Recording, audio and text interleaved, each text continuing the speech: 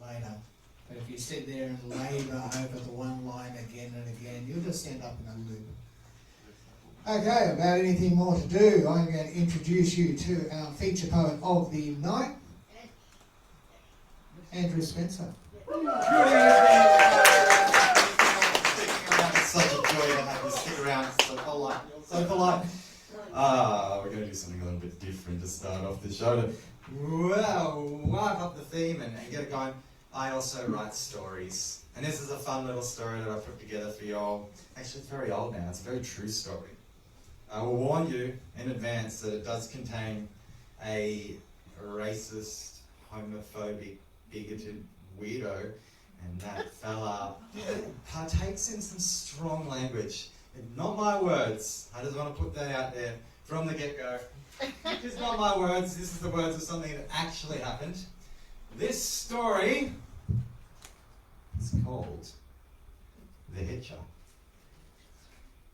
In the desert, one mistake can kill. Safety in numbers, right?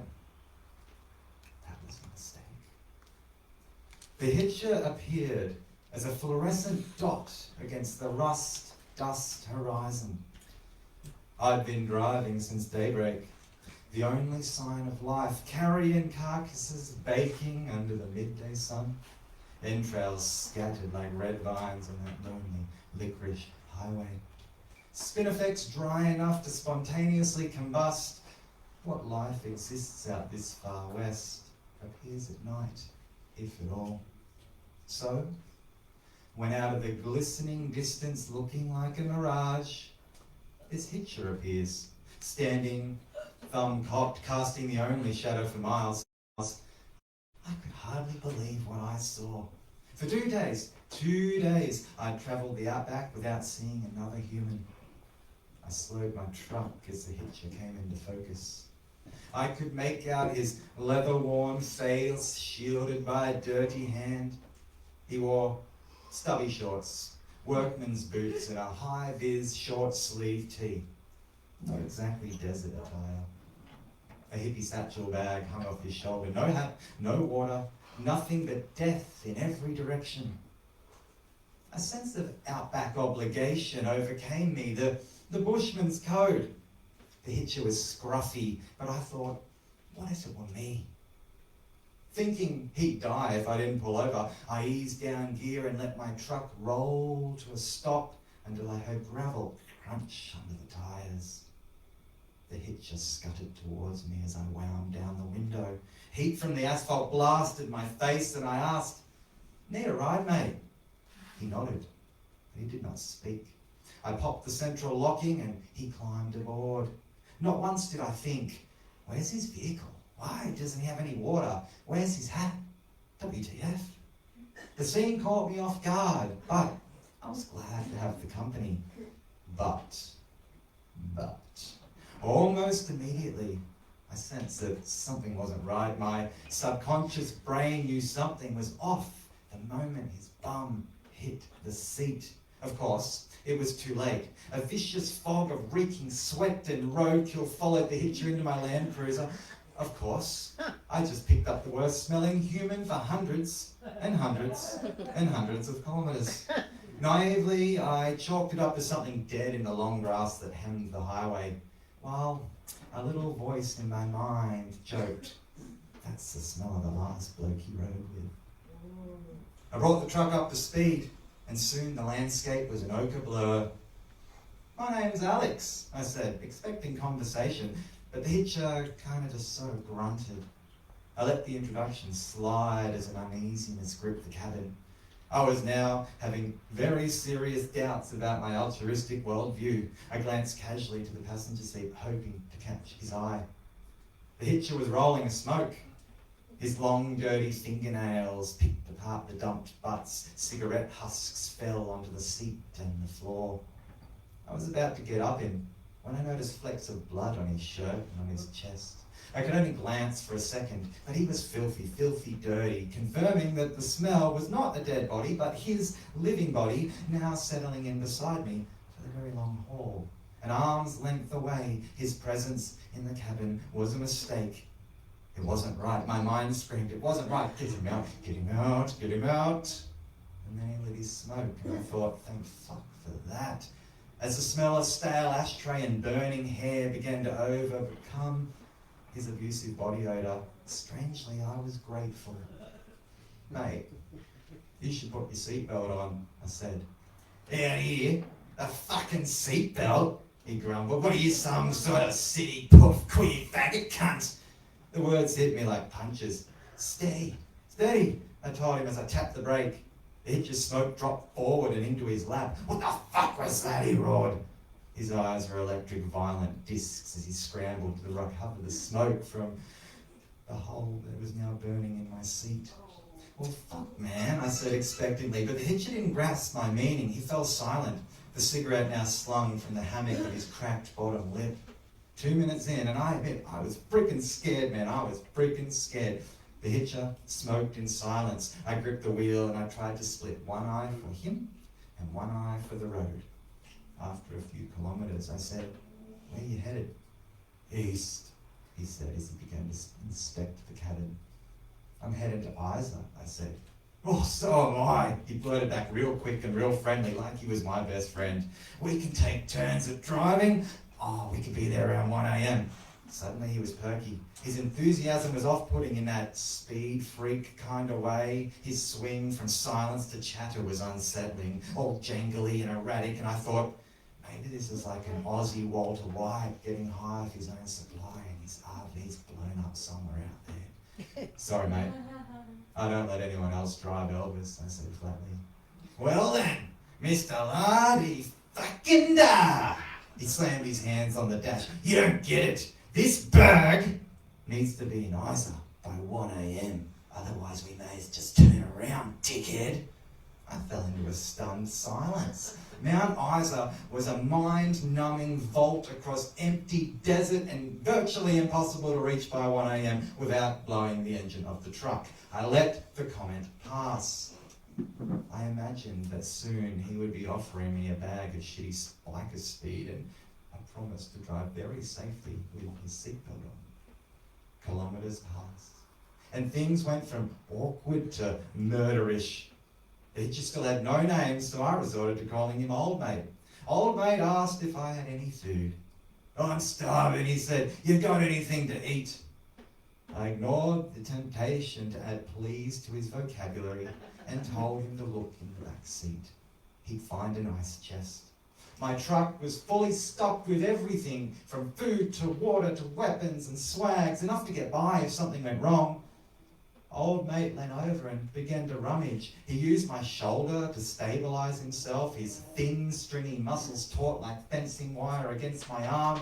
He was stronger than he looked. My mind seized up then, knowing next to the ice chest lay a host of potential weapons. I cast a furtive glance back. I could hear the ice rumble around as he fished in Hesky. What's this shit? He said, returning with a tub of hummus in his driftwood hands. That's it, mate. What are you, some sort of veggie faggot? The old man grumbled as he inspected the tub. No, mate. Animal products go off out here. What are you, some kind of animal-loving veggie faggot? He asked again. Try it, you'll... An old mate cut me off. Oh, what? You trying to be funny? It was a statement, not a question. The intensity of his voice concussed around the tight cabin. Old mate glared at me, waiting for me to flinch, and I was shitting myself. I kept my eyes on the road and played it cool. I was starting to see that my dangerous journey was now far, far, far more dangerous. I went to mention that I had crackers somewhere as Old Mate took the hummus with his fingers. He scooped the paste with filthy nails and smeared the mush into his mouth. Flecks and blobs tumbled down his facial shrubbery onto his grimy neon shirt. He wiped his hands on the dashboard, rolled down the window, and flung the tub into oblivion. Tastes like fucking shit, sand monkey muzzo food. I recoiled at the comment, and I held my tongue as Old Mate continued to rummage through the ice.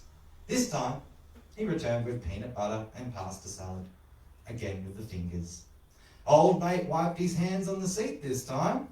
I found myself biting my tongue. Literally, I could not say something. Mate, I can get you a cloth to wipe your hands, I said. I reached back behind my seat and pulled out a stack of tea towels. As I did, my hatchet tumbled out onto the floor. I forgot it was hidden there. The Hitcher's eyes beamed when he saw it. I quickly slipped it down beside my seat and reassured myself I wouldn't end up dead in a ditch alongside this empty road. Old mate continued to spoon peanut butter into his gob. Then he took a tea towel, wiped his face, and flung it out the window. I couldn't believe it. They're reusable, I said. Don't worry, I'll wash them. Old mate didn't respond. He just got another tea towel from the neatly folded pile, wiped down his shirt, and to his credit, the dashboard, and then flung it out the window. Seriously, mate, I stress the words. I'll reuse them. Don't do that. Old mate, he took one more towel, soiled it with his putrid hands, and then flung it out the window. Seriously, man, not cool, I yelled as I hit the brakes again. This seemed to snap him out of his ritual. Sorry, he mumbled through a mouthful of pasta salad that tumbled down his shirt. For fuck's sake, I thought. That's it, I gotta ditch this guy. I began to slow the truck down. I was ready to drop my old mate back out into the wasteland when he roared, "What the fuck are you slowing down for? I've got to get to eyes at my midnight!" Old mate's eyes ignited. I sensed the fire in him, burning too close to the long grass, just waiting for the right breeze to light him up.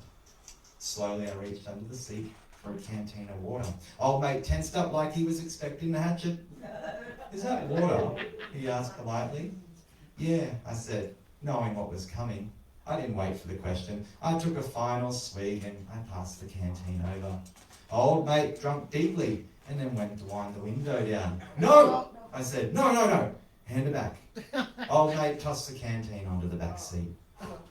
Riding with old mate was like scanning the radio stations. He was static, scanned to jazz and heavy metal and some blues and back to jazz and then endless static. We continued. The drive became eerily silent.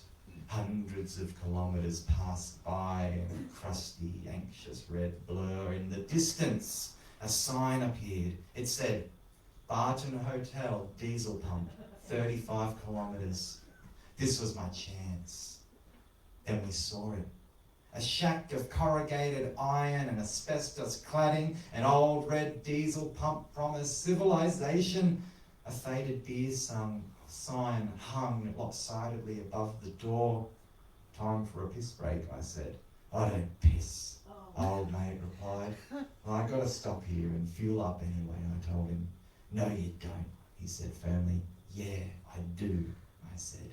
"No, wait, don't stop," old mate pleaded as we rolled into the dirty car park. This was my chance to be rid of the guy. The bloke who worked the register eyeballed me. I paid with cash and asked him where I can take a piss. I prayed that old mate too would stretch his legs, then I'd ditch him. "Travelling alone?" the bloke asked. "I was until I picked up old mate there," I said, pointing to my truck, hoping for a witness. The bloke gave me a blank expression, and then when I followed his gaze, I saw that my truck looked empty. No sign of a passenger. "You beauty," I thought, "you beauty. Sorry, old man, but he's your problem now." "Well, thanks anyway," I said. Back in the truck, I hoofed it out of there. Rest stop was soon a dot in the rear view mirror. "Well, there you go," I said out loud, grateful to be alone. Until old mate poked his head up from the blanket on the back seat. He'd wedged himself down into the footwell behind the driver's seat. "Holy snapping duck crutches," I said, "you could have bloody killed us." "I still can," old mate muttered as he scrambled back into the passenger seat. "Don't piss on my back and call it rain." "Just put your seatbelt on, please," I begged as we ploughed into the afternoon horizon.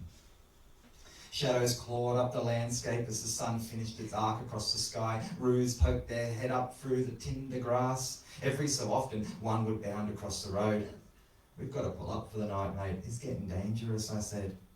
Now, old mate wouldn't have it. He started rambling about reaching eyes and that I had to put him in his place. I told him, "If you want to keep riding with me, or you're going to have to thumb it."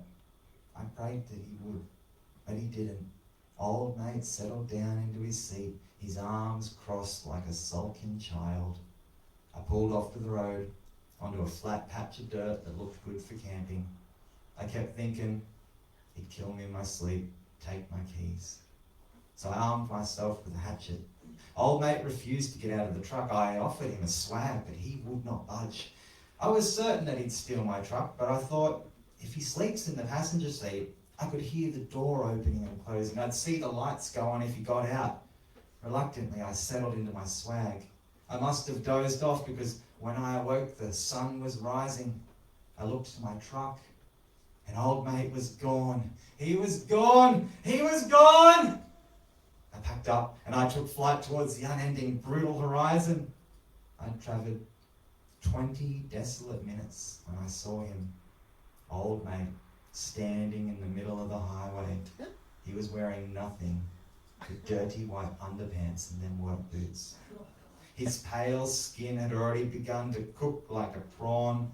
He was waving his hands like a madman. I slowed my truck as I approached. Old mate smiled, recognising my rig. I could see that he thought he was saved. He stood on the middle of the road, flagging me down. And I did. I slowed down. I rolled down my window and I rolled by. Old mate's face was sandblasted and blistered and he wore an insane smile. Sorry, old mate. He looked thirsty. I couldn't help but toss a bottle of water out the window for him. And that's the last I saw of old mate. In my rear view mirror, he took off a boot and he threw it at me as I ploughed forward into the rust-dust horizon. The end of the Hitcher. You guys like that? You like a little bit of really bad poetry, wrap it up, or are we out of time, kids? Do a poem. Alright. A little bit of love poetry. A love poem from a poet lacking in poetry for such things as lovely as you. You make me so angry, and I love it. You make me so sad sometimes, and I love that too. Sometimes you leave me broken, but your love is also glue. I love it because it's proof that we are all there is. I don't believe in failing or this fighting, for fear and flight and fucking and freedom are just words, and it's deeds, not words, upon which we hinge. So maybe I have failed you on too many occasions, it's true. Yet we exercise our hearts like we do any other muscle. And every time we go toe to toe, we dance and our energies subside. And what we have left is love. We can rely on love. Love, love, love, love. All fucking life chasing love. Every bloody song, every bloody poem, every bastard has got to have this bloody love. What is this love? This goddamn red right hand. Oh, love, whoa, whoa! Everyone who's known love knows that it hurts to feel bad and it feels good to feel good, and boys get that the most, but maybe I'm biased, and all or nothing is the worst, and betrayal and sacrifice and life and breath, and short of divine, selfish love. Love is death. No, man, love is surely more. All the things we know that give birth, so why is it that you were birthed to love, to be here on this earth? Why is it you believe?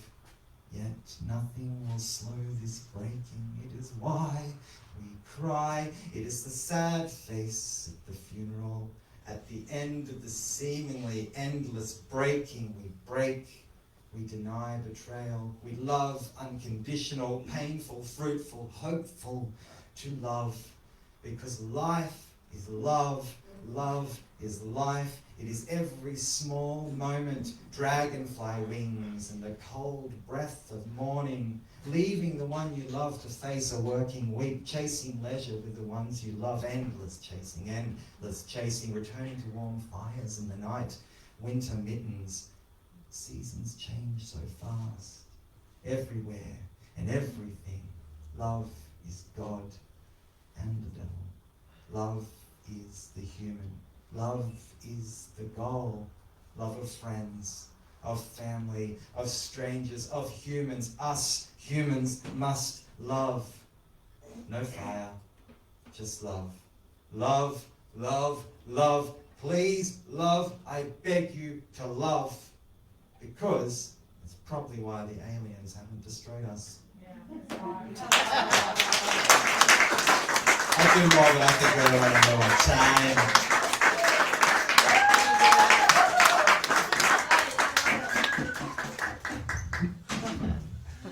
Well, Etobia is going to do something completely different.